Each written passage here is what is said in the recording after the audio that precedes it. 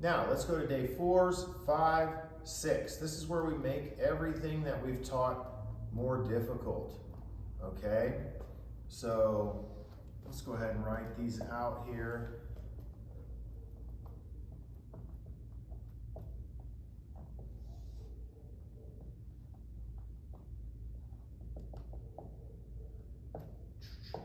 All right, so on day 4, we're gonna make this sit stay a 10-second sit stay at each corner.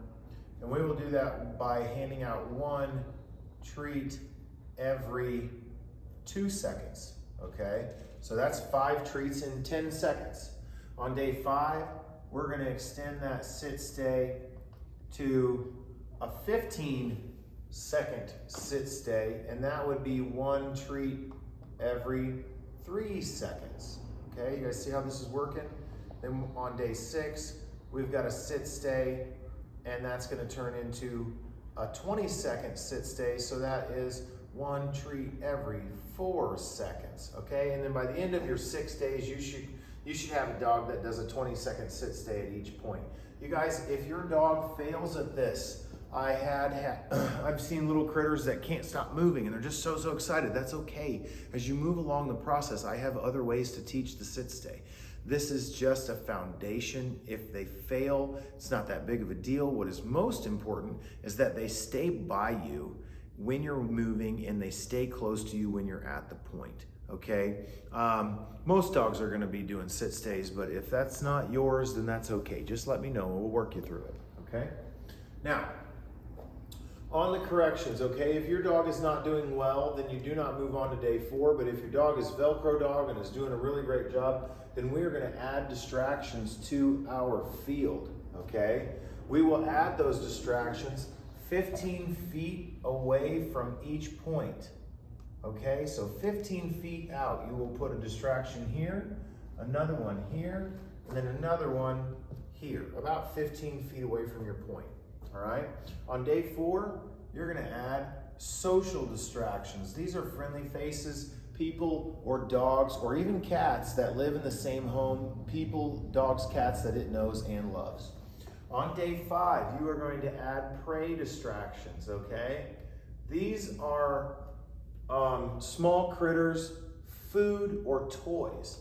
And then on day 6, you're gonna add fear distractions. Okay, I will show you how I do this. So let's say we do a social distraction. We have the second house dog that we own over here, kind of tied to the fence maybe. We've got the other owner, the husband, the wife, the boyfriend, or maybe the dog's favorite neighbor hanging out over here, and the dog wants to get to it so it can get some lovin's. And then over here, maybe you got your son, your daughter, your grandkid, whoever it is, okay? These folks should not be making eye contact with the dog. They should not be going, come here, baby, come here, come to me, because then they're baiting the dog into the end of the line, and that's not fair to the dog. So they should just be hanging out there, standing there, being a distraction without being a distraction, okay? And so they should be on their phone, messing around, looking at the TikTok, whatever they're doing. So when we add prey distractions, you could add your 3 points. Prey distractions are small critters, toys, and food. So we can put a bag of McDonald's cheeseburgers that smells real good over here. You can spill some kibble on the ground here, and then you can have a human with a squeaker toy, squeak, squeak, squeak over here. You can change the toys, change the food. My favorite way to do prey drive is to go to the park. There's a park over here that has a pond. Anytime you find a pond, you're gonna find ducks and geese. So I will go to that park. It's got a nice field next to it that I can train in, and the pond's right over here. And so now I've got this field that I've got my triangle set up in. The dog's checking out all the ducks and all the geese over there, but it has to continue doing the behavior inside of the triangle, okay? I really like to just go to a park for my prey drive day. When we do fear drive, all right, I'm gonna put a vacuum cleaner at this point.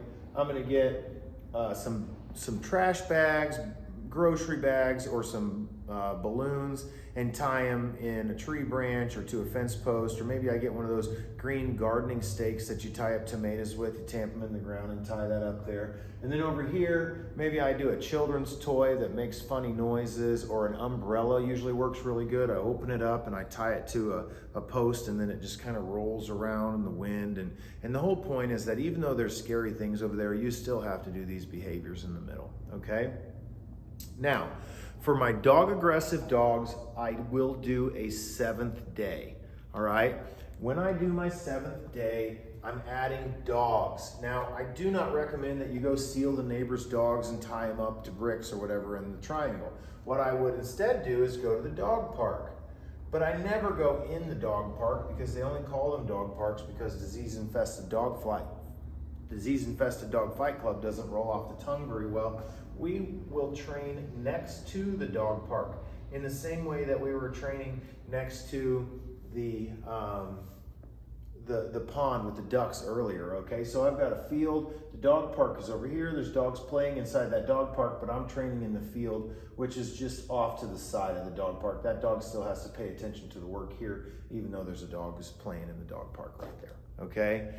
Every single phase of this training, you don't move on until the dog masters the phase just before it, all right? So always remember that. And then let me know if you guys have any questions. By the end of this week, your dog should be walking with you from point to point and doing the sit stay at each point.